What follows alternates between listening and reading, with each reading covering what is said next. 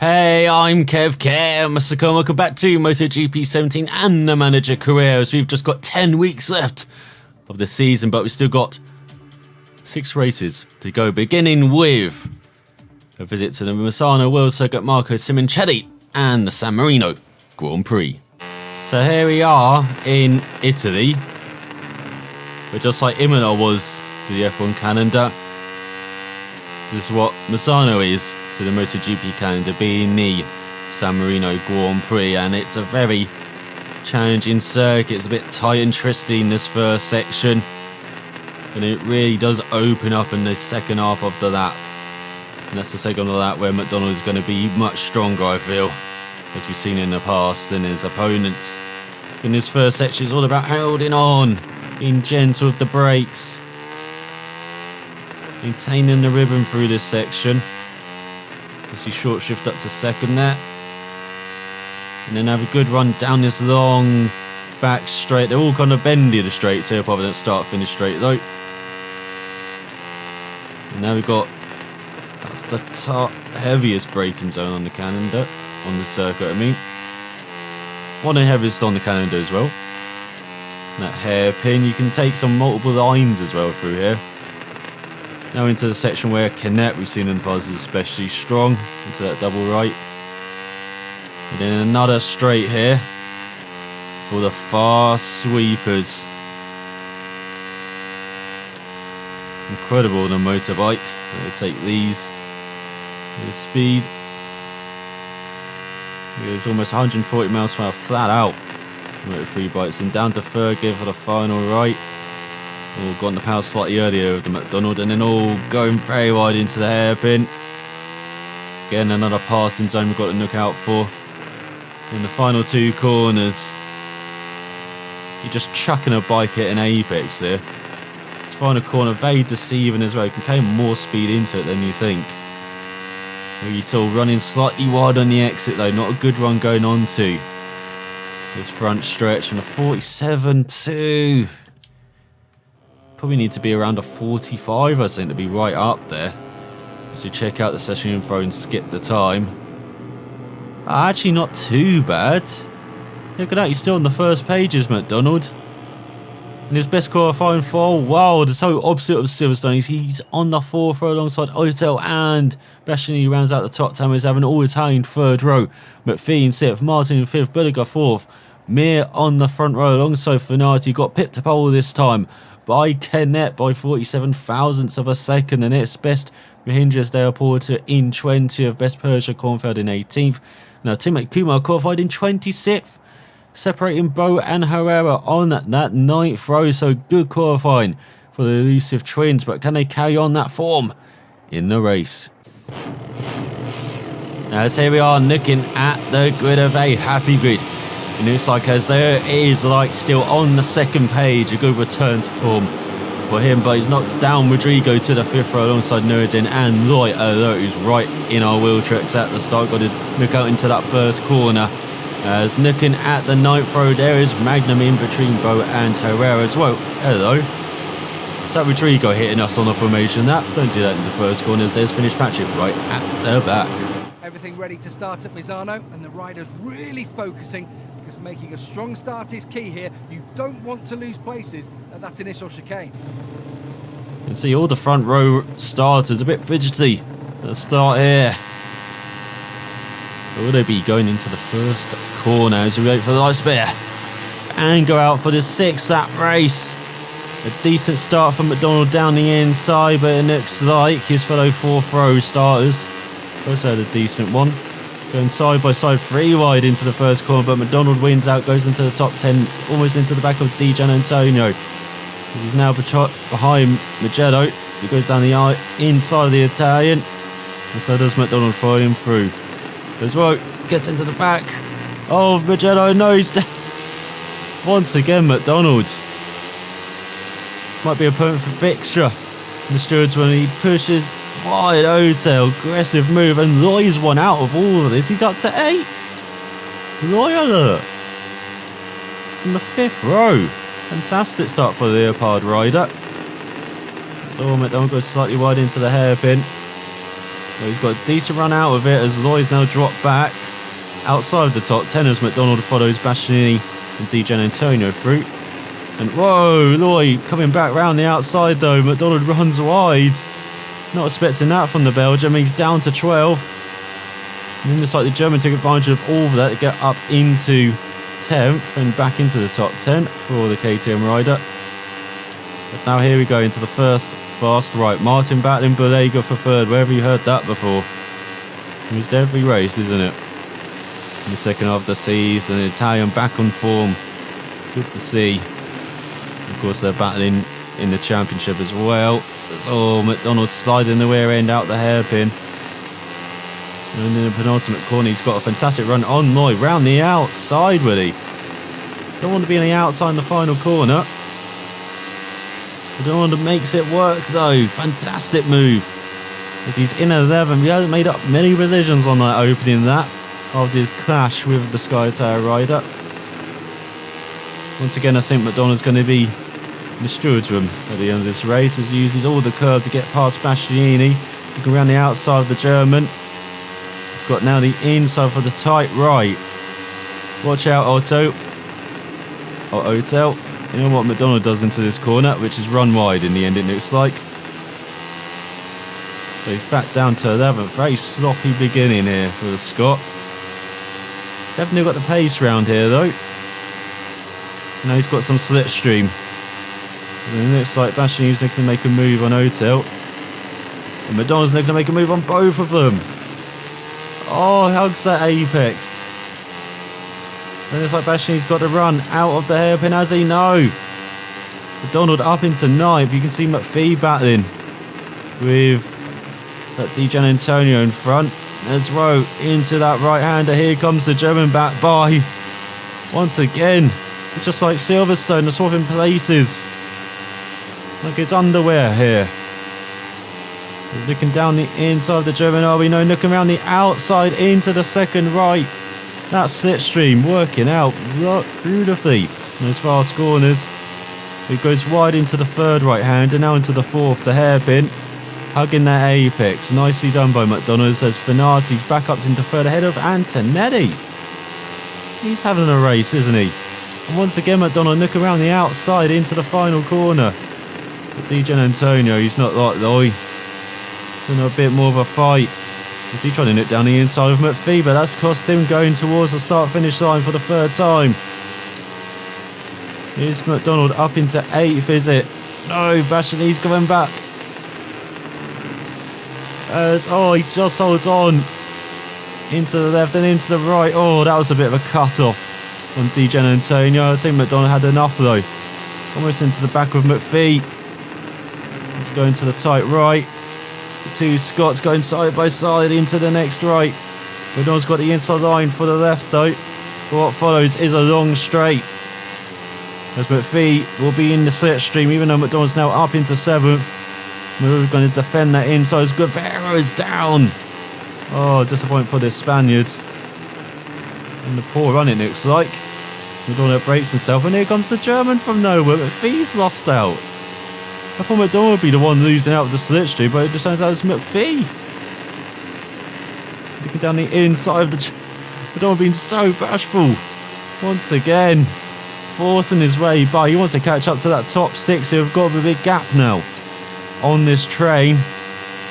MacDonald holding on, and here comes McPhee into the first right. That slipstream, MacDonald holding it around the outside. Oh, he's got too much curb. Oh, he gets into the side of Otel. Look around the outside of McPhee. Oh, he's going to win this battle. It looks like it is the Scot, but not the one we expected. As whoa, these 5 are virtually on top of each other. Jordan looking down the inside of Otel, looking down the inside of Bastianini, he's looking down the inside of McPhee. It's turned into a horse race. They're changing position every furlong. As you come out the final corner, over halfway through this race, MacDonald's got a battle on his hands just to finish in 7th, which Bastianini occupies at the moment. MacDonald dives down the inside though. Goes past the Italian, who tries to fight back into the left. And he does, he's back up into 8th or 7th. MacDonald's in 8th. I'm losing my mind at this battling. Brilliant battle for for the lower rungs of the top 10 as MacDonald uses all the curb though to get past Masciini. Oh, he goes wide into the left-hander though. Poor run onto the back straight. It's going to allow the Italian to have some slipstream. Look at that, Fenati almost 2 seconds up the road from this hectic battling. And look at that, the top 6 are virtually on top of each other as well. Even though Fenati's dropping back slightly as the Italian, again, that race pace not coming to him. Zotto nicks down the inside of MacDonald, but he gets to run out of that hairpin.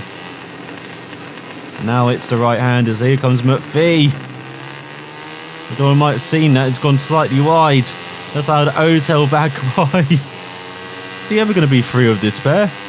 Doesn't look like it, but he's got some fabulous slipstream heading to the first right-hand kink.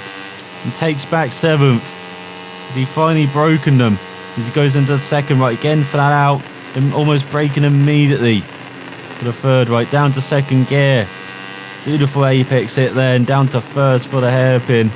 Once again hitting that apex. They didn't see Fenati has better drift to the top 5 of the line astern as we come to the end of the 4th flat. And this time MacDonald is finally free of the battle impact behind his heat as he's run right in the final corner though. It might set them up for a good run heading towards the first corner on the penultimate lap of the race as Billy does the fast out 47.3. Let's break around 50 metres. With that first right, then into the left. This time MacDonald is finally free of those 4 who are battling in the lower rungs of the top 10. What fabulous battling they're doing. So he goes wide in the right-hander though. He's not been able to hit the apex like corner at all this race. Might allow the German to have a good run on him. You go down the back straight. He's caught gaining on Fenati though by a few tenths of a second this lap. Doesn't look like it has allowed the German to have a run though. Little hits the apex there. Gets on the power beautifully. Gashini up into 9th past McPhee. Holding that inside line for the right hand. They're trying to hug that apex now on the exit. And definitely gaining on Fenati is MacDonald having this clean air as Antonelli leads. Head of Bulliger. Mears up to third. Bulliger's losing out. Connect up to second. Connect into the lead. What are those top 4 doing? And what is Antonelli doing up there? Fabulous race for the Italian on the KTM. As MacDonald is catching up to Fenati and Martin, who are just off the top 4. But a fabulous lap for MacDonald. This could be the fastest out of the race. Oh, as he runs slightly wide there. That rear tyre not liking that final corner, even though the tyre wear is non-existent round it. As we go into the final lap of the race. MacDonald with a 46. 0.8. Definitely is the fastest out of the race. Looking down the inside, Fenati into that left-hander, but a bit too far back, then through the right. Slight lift, but right in the wheel tracks of the Italian, heading into the right-hander. Very tight right-hander. Maybe just setting up a run down the back straight here on the Italian. Into the outside line, down to the inside line. Oh, beautiful move from MacDonald, but does he have the straight line speed down the straight? He does to get past Fenati, up into 6th. Can he grab a top 5 out of this race? That would be some achievement. I'd have been stuck battling for the top 10 for half of the race. But he's got Martin right in front. You can see the top 4, Antonelli leading. So he's trying to hold off Fenati in this right-hander. Just about does it to the Italian, which is important because now he's got the slipstream on the Spaniard in front of Martin. Bet you thought he had a top 5 in the bag here, but here comes MacDonald. Oh, he's got a great run for that first right, nicking down the inside to the second right. He takes the top 5. He runs slightly wide though. And oh, Martin trying to nick down the inside into the hairpin. Oh, he pushes MacDonald wide. Oh, Martin being uncompromised again to the Scot. MacDonald having none of it going into the penultimate corner. Takes back 5th. He's got to be careful into the final corner. Hooking up that apex. Who's won this race? Is it Canet or Antonelli? It's Canet. Oh, he takes some more points out of MacDonald's lead, but a good top 5 for the Scots. After a battling race, Nicola did enough fastest out in the final lap. That's why it ends up just a second behind Canet. He just beat Antonelli by 83 thousandths of a second. The Italian almost won again on that KTM, but what a wildcard this race, and what a race from him ahead of Mir and Budiger. Less than 0.4 of a second separated the top 4. Martin in 6th, Finati in 7th. Otto wins that battle out of that battling pair ahead of DJ and Antonio. Bastianini beating McPhee by 34 thousandths of a second. Magello recovers to 12th after an early clash with MacDonald. Loyalert in 13th, Dinero 14th, and Nuruddin grabbing the final point ahead of a teammate. Oh, Kumar. Almost the first point for one of MacDonald's teammates by 0.8 of a second, as he was half a second ahead of Della Porta. Sasaki in 18th, Bind in 19th, Ferreira 20th, and Cornford the top Peugeot runner, with Guevara and Rodrigo at the back. Oh, that team is not going to be happy after that race.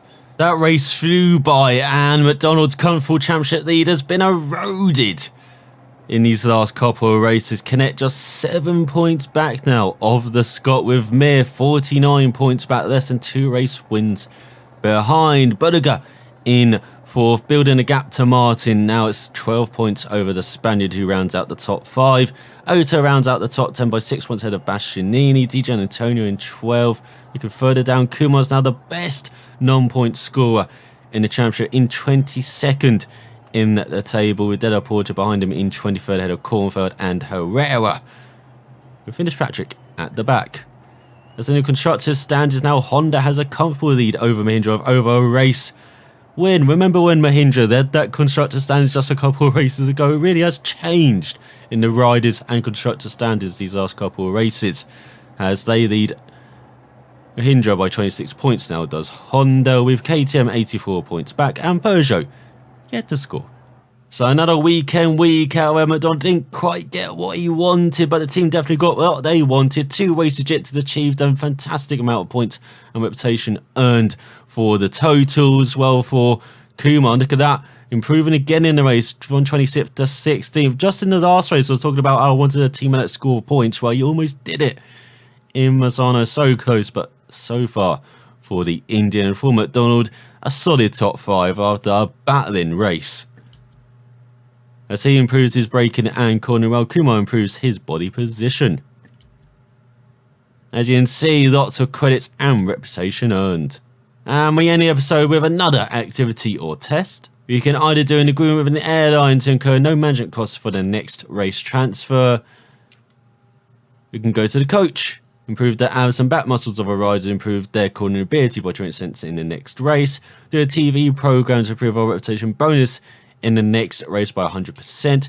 Do an interview to do the same as a reputation, but get a 100% credit bonus in the next race to achieve the sponsor's objectives. Or do a test session, improve a part by 2 weeks. Well, we're not improving any parts of the season, so the test session is pointless. So we save around, what, 4,000 credits, the airline transfer. Or it's between the interview where we want to improve our reputation with the TV program, or the interview where we want to improve our credit bonus. For once, I was going to go with the reputation bonus, improve that by 100% in the next race. So next time out, we'll be heading to the Motorland Aragon circuit for the 3rd visit to Spain this season, with Kumar on a high. Can he achieve his first points finish in the next race? And can MacDonald get another top 5 and just maintain that lead to Canet around a circuit where he's been so close yet so far to achieving the victory? Can he finally get over that hump like we saw in Austria earlier in the season? We'll find out next time. So, I'll see you then.